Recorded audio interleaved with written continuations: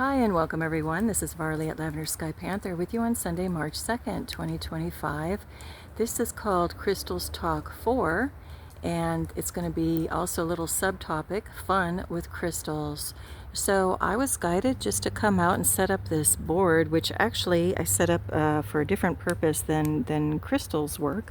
But the background, you'll see a rather large disc, and that has a floor plan of Stonehenge. And I just felt like it was time to pull out crystals, whichever ones wanted to hop along with me. It's not all of my crystals collection, just some of them. And I also pulled a few cards around the perimeter. So let's see where this all goes. It will be a kind of surprise for both of us. We're just going to go with intuition here.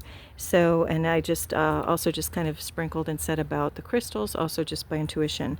But I will say that the governing card that I pulled, a few cards, the one that actually I had an image of this card before I even had the inspiration to bring out this board and put everything down. So this is the one responsible for having this little reading today. I was in the kitchen, just had an image of this card from one of my decks come up, and it's number 33, The Gathering, and I have to read it kind of off of the camera so it doesn't focus in and out funny. And it says community, kinship, and companionship. And I'm going to put the image of it right here while I read from the book. We're going to read this is again kind of the governing card and the impetus for my even doing this reading. So give me a moment, and as you'll hear, I am outside. Any barking and roosters or anything else, those are not mine, but they're in the community, in keeping with the community card. They are part of our other type of community. I have a little placeholder in the book that I'm going to read from, and I want to bring this up too. It's number 24, Light Dancer, Illumination, the Radiant Self, and Shining Soul. That's also really beautiful imagery on this card, but we're going to focus on the passage of The Gathering. I'm going to read it straight out, and then we'll get into the board and what some of the stones might want to do. So here we go. When you gather, we of the hidden world see all about you, the connections you are weaving. The community and kinship, the relationships you create, are not only woven from hand to hand, but from heart to heart. You do not only stand together in a circle and reflect the shape of Gaia, the shape of stars, the shape of the temples of stones, the nests of birds, the egg, the beginning, the zero. You gather together and weave into relationship the universe. The conscious intelligence that is the universe is supported by the relationships that are awakened and healing, that have at their heart a desire to commune with each other in ways that create a fertile place for healing and understanding. Within the small circles of your life, the smile you offered for no reason, the kindness you lent without expectation of return, the offering to another who is experiencing lack, all create community, all create relationship, all create understanding. All are sacred, and all contribute to a place where the planet can be nurtured and fed by your higher self. There may be times when you gather in sacred ways, times when your footsteps trace those of your ancestors, when you wear garments woven of stories. There, yes, it is sacred, but the spirit of this is held in your every action, word, movement, and it is there that the true work is done, bright soul. Reach out this day and take a hand, lend a hand, be in relationship, for then, while it may be unseen, you awaken all the temples, and beings of light rejoice. And there's another little illumination to reflect on. It says, today I will create community, weave relationship, I will connect. Okay, so this is actually a nice little summary card. I see why. I kind of had a little flash of it while I was doing some stuff in the kitchen to make this kind of the central focus of what we're going to talk about today. So I brought out the Stonehenge little map board that I had created a long time ago because, just the imagery on this card too shows that we have the standing stones. It's called a trilithon with a lintel above and the standing stones below. But it moves around in a circle, and it reminds me, if you look in the inside of this card, of people, little soul beings, all of us kind of standing and holding hands in a circle. But more importantly, the formation of this trilithon reminds me, if these are people standing, that these are their arms outstretched, shoulder to shoulder on each other's shoulder, creating that community. And then this like a burst of this starlight is also to me representing that when we all come together, we, you know, create all of this good, and, you know, sparks flying when we're connecting in, you know, especially when we're envisioning a more beautiful world, that all of our wishes, you know, combine and, you know, are sent out into one, and that the one loving God or collective feels it, hears it, and really we're that sparks, you know, off the sparkler. So yes, we're all these little sparks, and it's almost like the sparks going in reverse and returning back to the main fire and soul of the sparkler, the master sparkler. But that larger spark is also within each of us simultaneously. Anyway, let's move on. So we've got, you know, the heart of this reading is established.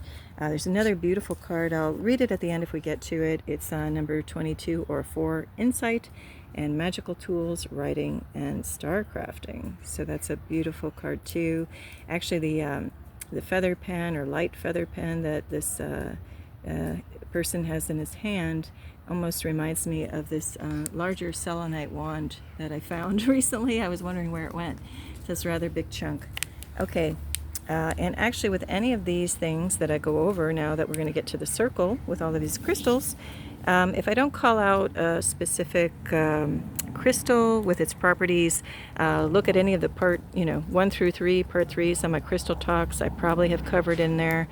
Feel free to look up on your own, especially the healing properties of crystals.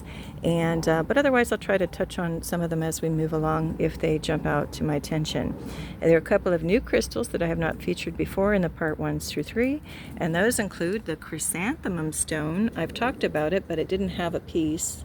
It's rather extraordinary, you know, how these look like and how they form. I invite you to go on your own and do some research and read about that.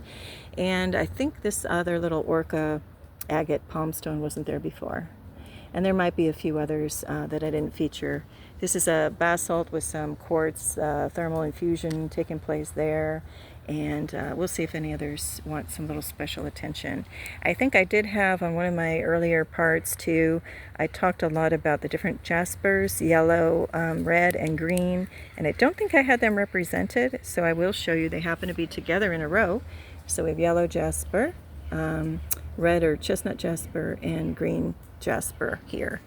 Okay, and also there's so many resources if you look online, if I don't, you know, cover any kind of properties or give a little more detail on some of these crystals. And there are other, you know, great books out there if you want them, going from very simplistic but nice, you know, thorough little lexicon or encyclopedia of the stones, and also of course looking at any videos like on YouTube and such, any of mine or anybody else's. Okay. So let's get into this. The gathering around together. We'll use this this board as kind of symbolizing that. So when I go up higher, you'll see there's an inner row of standing stones, you know, by the plan of Stonehenge. Then there's another horseshoe-shaped ring coming out further. And then there are 2 rings of stones, you know, all around.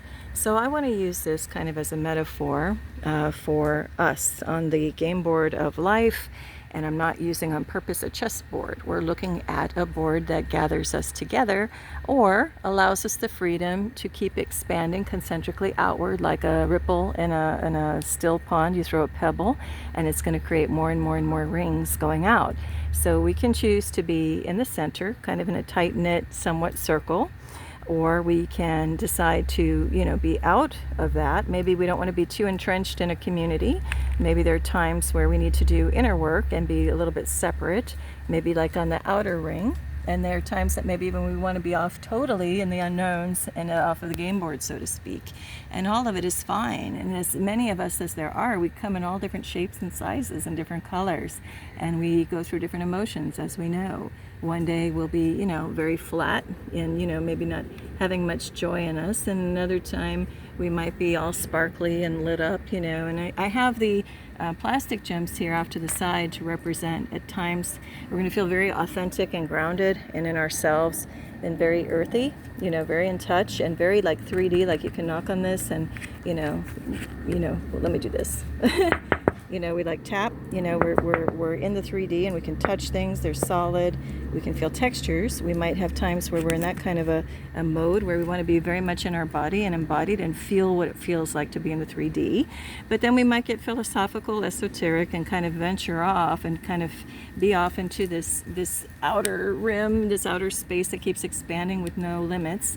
You know, maybe we feel more like air energy, like we've got the incense burning here, and we don't feel so much in touch with the 3D earth, and we feel more like in the air of things.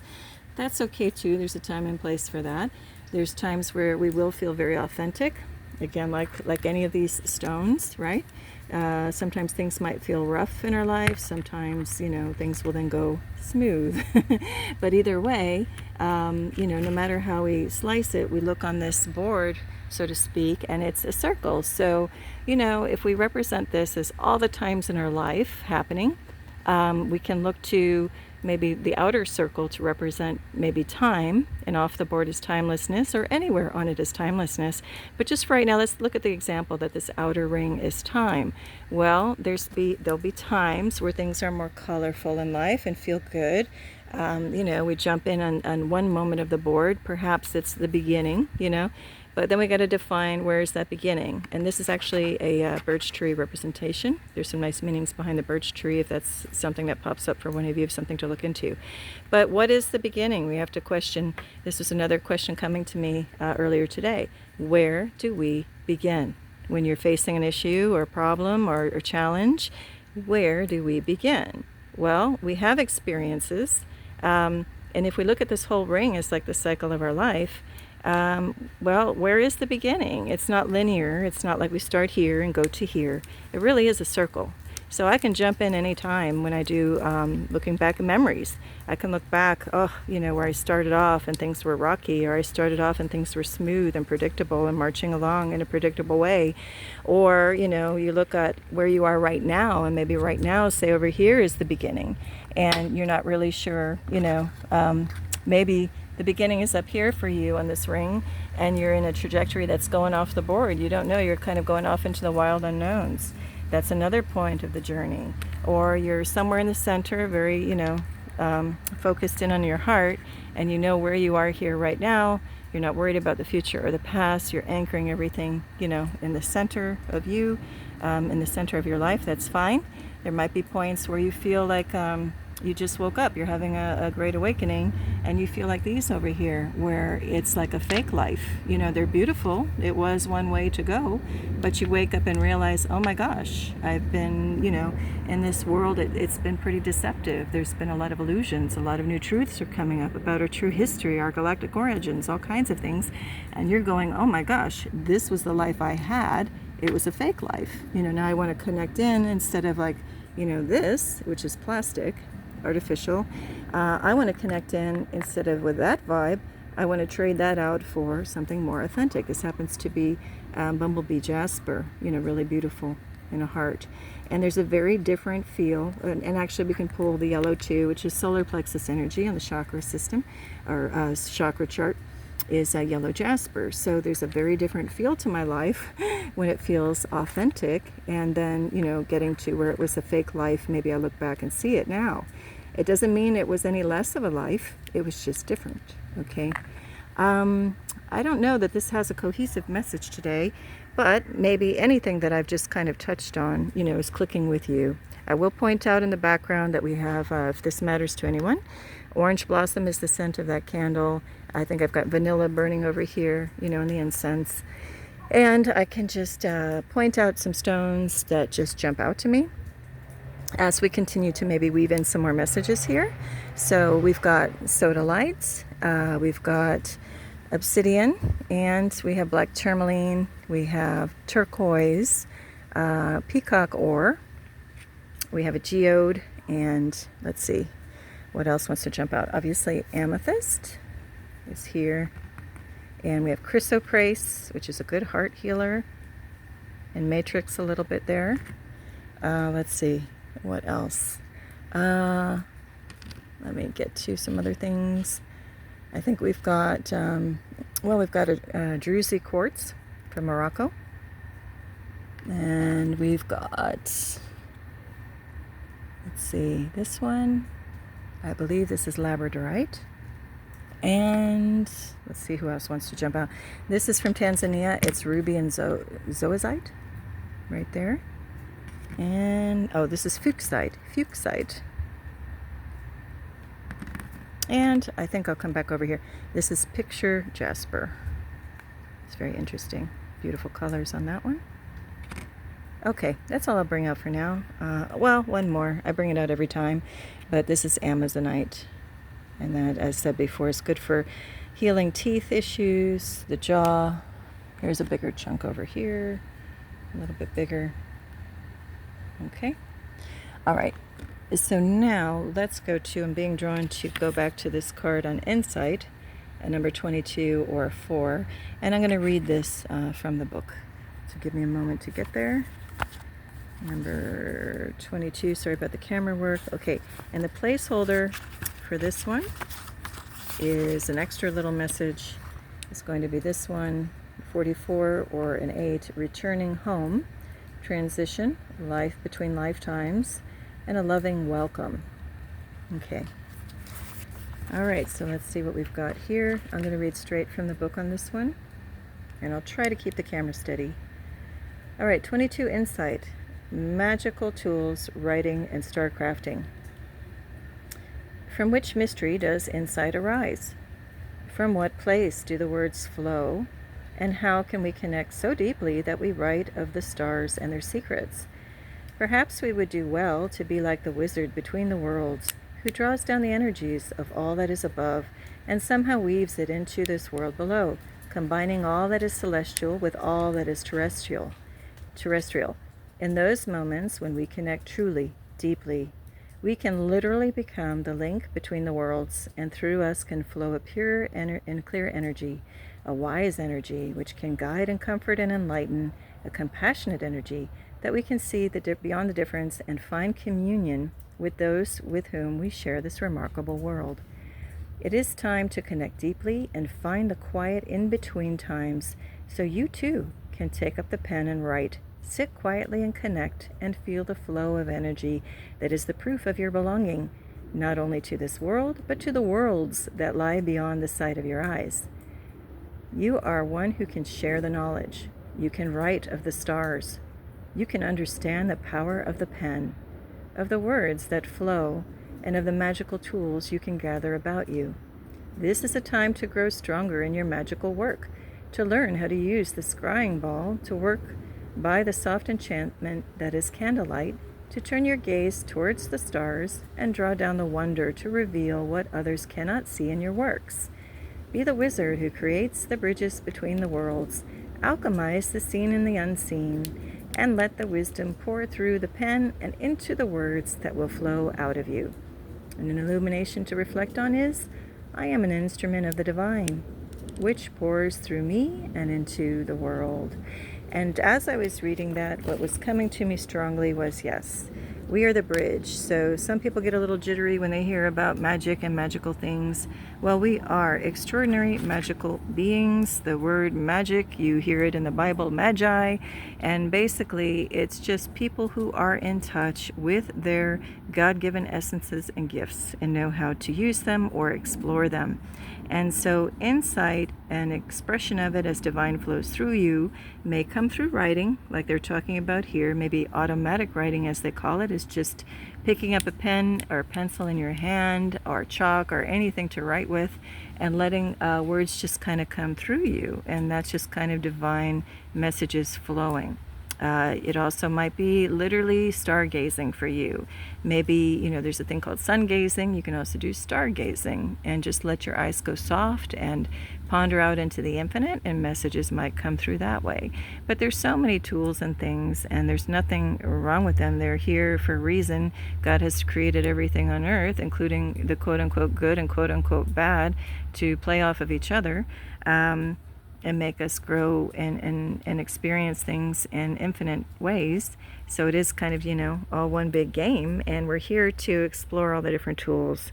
And obviously, all the better if we're connecting in with a loving divine source and coming through us and then letting us further bring it into the world. So we are the bridge.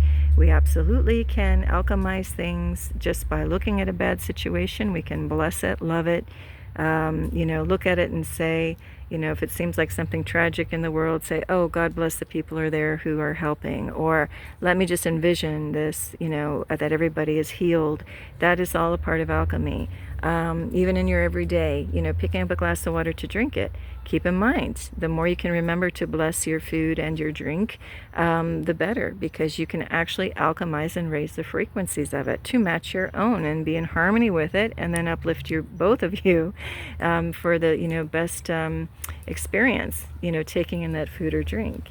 And those are just little examples of the types of alchemy and things that we can all do.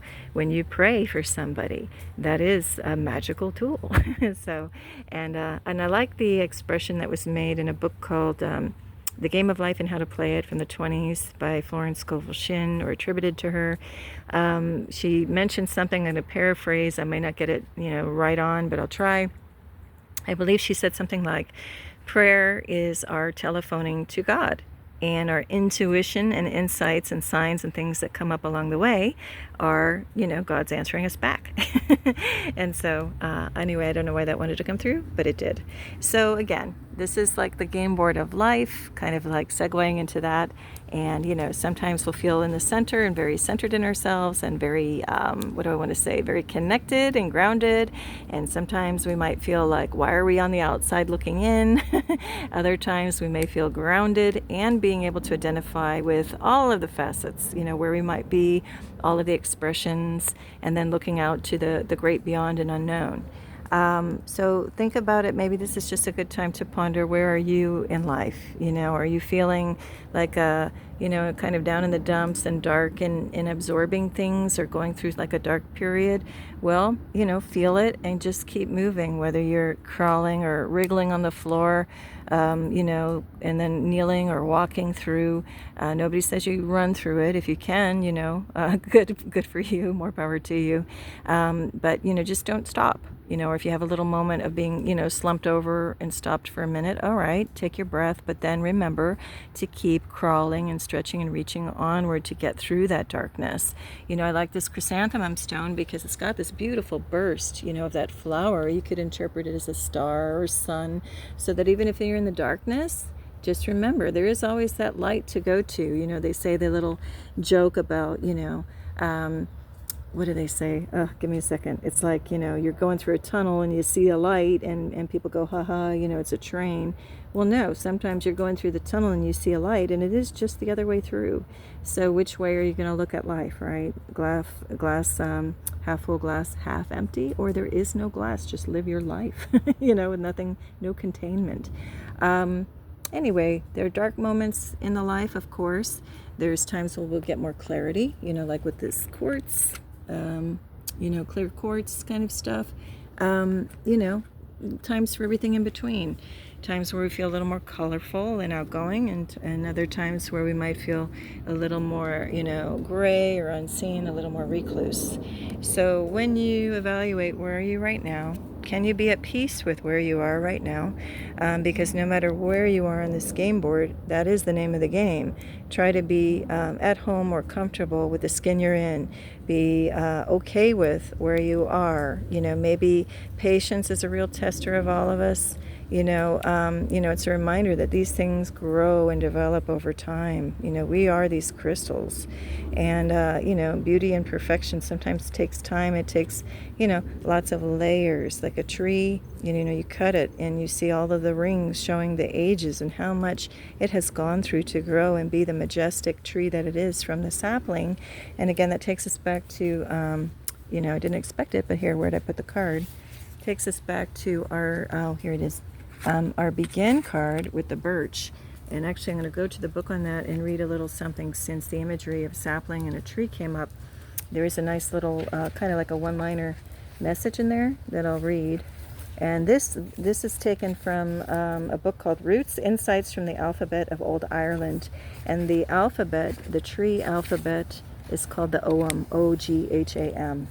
So I'm just going to read the quick little passage from here that it was reminding me of this. Okay, it says, in ecological terms, the birch is known as a pioneer tree. In ground that has been decimated by fire or human action, land that would kill an oak, you will see the valor of birch saplings. Slender and fragile, they raise their branches to the sky and whisper to the wind, "We will grow. We will be a forest someday. We are not afraid." Okay, so this is now speaking to that beginning energy. Beginning energy can be exciting, or it can be a little frightening. And I love the spirit of this card coming through. It's just saying, hey, I don't care what's going on in the world, what's gone on in the past. Looking at this bigger wheel, if I jump in and, say I jump in here and, oh, these were past mistakes, I remember these well.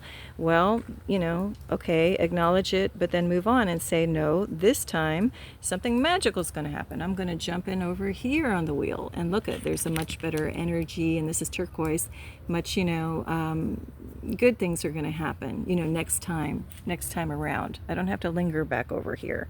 I'm going to jump in this time of the timeline, which is a circle, which has really no beginning and end. You can jump in wherever you want, revisit wherever you want. We've got the multiple rings tell of multiple timelines parallel happening at once. I was just talking with somebody the other day that, it said that there are maybe anywhere from 11 to 15 yous out there, so versions of you. So, this is the you that, feels very connected in one way today. In this dimension, there's another you in another dimension doing something else. So, there's a time where if you, go into a situation or you walk through a space or you're in a certain place and you go, hey, this seems very familiar, you're having deja vu, that's really just your different parallel dimension selves crossing at a certain point. And so that version of you that might be, I'm going to take random examples, that is in Omaha and working on a construction site, crossed over with the you that is in California and, in an office space. But it's somehow the two lives, kind of cross at a certain point or a point in a memory that is common, and you're picking up on that other you, and somehow you sync up. Like, say you both, whether you're from Omaha or California, took a vacation and you both ended up in Nebraska, and you happen to go to the same general store, and then that would be, another illustration of the crossover of you in one dimension and another, but have that commonality of tripping over that one moment, and you go, I'm having deja vu. There are better examples, but anyway, there's just so many layers to this. So I guess the overall is, I just wanted to touch on different things that might be happening in life, different energies you might be going through. And hopefully there's enough cohesion here to make this a happy reading for people, or happy happening with these crystals. Let me see if anything else wants to present. Any other little words and things coming up? I guess I'll just kind of show some of the other cards that I had pulled out with this theme of Stonehenge. I have talked before about how Presley Bluestone is the stone of Stonehenge, and somehow, for this being a whole thing about talking about Stonehenge and relating it, I didn't bring the actual Presley Bluestone out here, but here's actually a picture that I took long ago from being in the center of the standing stones. And it is said that Presley Bluestone, if you go up to a large chunk of it, strike it with a little mallet, it will ring out a tone. So I don't have an example of that here, but that's just another interesting aspect of it. And if I relate it back to crystals, so here we have one that you can tap on it and it sings out like a beautiful tone. We also have crystals that do some amplifying, like the crystal quartz or girasol. We also have the selenite. Here's the big wand over here. The little stick is over there for purifying or cleansing things. And like I talked in other shows, we have ourselves as the crystal, and energies can move through us, and then we can also, especially with energy healing work, that energy comes through us from the divine and flows through our heart space, which is very electromagnetic. We send out the signals through our hands and our auric field and help heal people, whether it's hovering hands-on, or just walking through a space. We can uplift and alchemize the entire energy of a room and even worlds if we really focus on it. And remember that, one single person connecting in with love, loving energy, you know, just amplifies it, you know, millionfold out there. One little candle lights up that room. Even if you feel you got nothing to give, just try to raise your energies up just enough to even be a tiny spark, and it changes worlds, uplifts worlds. Okay, I think I will just kind of wrap this up. There's probably a lot more that could have been said. Oh, you know what? I said I would go through the cards. Let me just kind of bring out some other cards. Because what I did was go to each deck, some of the decks I have, and pull out anything that kind of related to the kind of Stonehenge theme as well. So I'm going to show you one that says Priestley Bluestone, Pilgrimage, Sacred Sites, Grid Work, and Dragon Energy. And that might be something appealing to some of you out there. It is said, I think, by people, authors like Diana Cooper and others who focus on some dragon energy stuff, that dragons, you know, there are any range, I don't know what that is, any range of dragons to, you know, absolutely high vibrational, ninth dimension and upward, ones from galactic origins that help form galaxies, very high vibrational, and then of course we got the lower, you know, vibed ones that kind of at the bottom of the pond, who might be in some very dark energies. So this is talking about higher vibrational ones, and it is said that, you know, with dragon energies, that dragons also can help work on and repair ley lines and bring things with the earth, help the earth bring things to positive energy. Then we have this is actually not a card related to Stonehenge per se, but this was just an extra card that did want to come out, a crystal called Angelite, and it says support is all around you. So that might be a message for somebody as a reminder, and it's very, you know, apropos for this whole overall setup, because look at this. You know, how are you going to look at this? Are you alone when you know that out there in the full galaxy, not even just the Earth, but in the whole galaxy, there are tons of beings, and it's got so much life in it, we can't even count it all, even if you just look at the number of stars. It's impossible for us to be completely alone, even though at any individual moment along this circular, defined actually timeline, we may feel very isolated, but it's just a feeling, because in reality, not only are there physical beings all around, we also have the unseen team. I've mentioned it before. You've got your ancestors, you've got, anybody that's passed in your life that has gone on before. We have, your angelics, your guardian angelics, your ascended masters, your Jesus, Buddha, all of that. So it's actually very impossible to be alone, though we may feel like it. So when you have the moments of feeling alone, just remember, even if you don't physically see physical people and things around you, that we've then turn your eyes up, like the stargazing card, the star crafting, looking up into the unseen worlds, because we've got a lot of support there too, and even your galactic family. Most of us here are connected with a galactic family, ETs. And if you can go inward, to the inner part of that circle, have a sacred moment, try to tap into and identify where's your ET family. We're talking positive, benevolent beings that are, literally watching over our earth right now and have a connection to each of us and try to help where they can. They're available to call on for help too. And again, ETs, angelics, everything, if you know that it's created by a loving God source, then they're here, just another group of people, so to speak, to call on for help if we need it, or just to say, hey, can you show me a little wink and a smile via a little sign here on earth? Sometimes you'll see feathers or coins in weird places, unexpected places. That's somebody, in the unseen or a different dimension and different vibration frequency beyond our physical eye spectrum that is sending us a little hello, so we don't feel so alone. One of another card that came up is Persevere. I forget which plant this is, representing that on the Celtic Ogham. I can look that up later and put it in the description area later on. We also have number 40, or a 4, Standing Stones, Passage. So this person is entering in the Standing Stones like in a beginning state, bold, fearless. May be a beginning. Some could feel jittery. In this case, this person is tapping into the energy of boldly and happily going into the unknown. And then look, even the stones of the known seem kind of dreary compared to what's off in the distance. It's pretty magical, and the eyes looking ahead to the future with hope and belief and good things to come, rather than the opposite. Okay. And we have Ancestors, card number 8, Priestley Bluestone. This is a beautiful little deck showing crystal grids. So we've got the bluestone in the center. We have little staves of Oghams. That's the Ogham alphabet on those little tree bark pieces going around And it looks like we have either Herkimer diamond or clear quartz things happening around the outside as well. Okay, and then we just have one more card I think that I pulled out. 8, it's called the Liminal Dance. Delicacy, fragility, and transience. Okay, and that's, you know, kind of symbolizing a portal.